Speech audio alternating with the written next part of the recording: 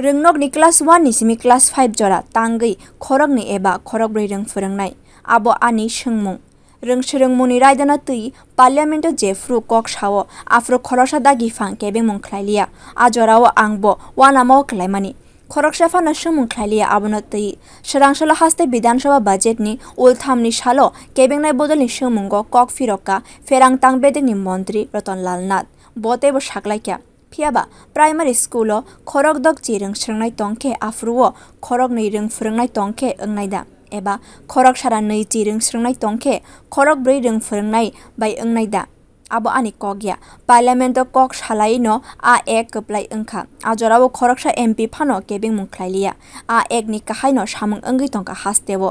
pherang tang bedek ni montri Ratan nath a kok sayasini swrang no yaksi bodol ni MLA Jitendra atomsake saklaikya joto ha kotor gonangui no new education policy no tui kebeng mungkhlai tongkha a kok samani ulono bidhansabha o urpati laikha ajorao no yaksi bodol ni MLA Jitendra naharei montri Ratan nath saka new education policy te rungsrung mungni manthai a raida sollaya kaini kogno thansa khwlai sai tongkha nung abono kahamke saimanani nangnai te srungnani bo nangnai aboni ulono mungsabo kok sayakare siring ke bini thayo achumani nukjaka yaksi bodolni kotor ojama Jitendra Chaudhary no এটা আমার প্রশ্ন 1 2 3 4 5 কেন তিনজন কেন চারজন কেন পাঁচজন দুইজন কেন শিক্ষার অধিকার আছে পার্লামেন্টে আলোচনা হয় আমি জানি না আমি কাউকে অশ্রদ্ধা করে বলছি না ওইখানে সিস্টেম জানেন যদি প্রাইভেট স্কুলে 60 স্টুডেন্ট থাকে তাহলে 2 টিচার হ্যাঁ 1 2 3 4 5 পর্যন্ত if it is a 9 student 3 teachers more than 120 পর্যন্ত 4 teachers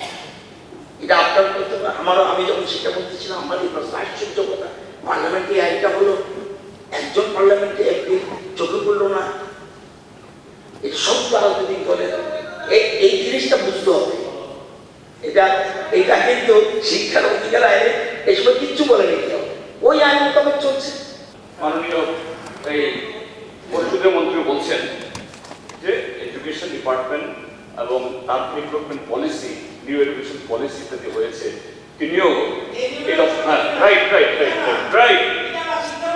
আপনাকে সমর্থন করে শিক্ষার অধিকার আপনাকে সমর্থন করে বলছেন কেউ প্রতিবাদ করলো না আরে নিউ এডুকেশন পলিসি বিরুদ্ধে সারা দেশে প্রতিবাদ হচ্ছে ছাত্র সমাজ অভিভাবক সমাজ তাই হয় তাহলে বিধানসভা বলো শিক্ষার অধিকার আর new education policy dialogue difference এবং এই জন্য শিক্ষার অধিকার আর নিউ এডুকেশন পলিসি ডিফারেন্স আমরা স্টাডি করতে হবে নিউ এডুকেশন পলিসি আর শিক্ষার অধিকার আর দুটো আলাদা জিনিস কথা বলতে হবে ব্যুরো রিপোর্ট খবর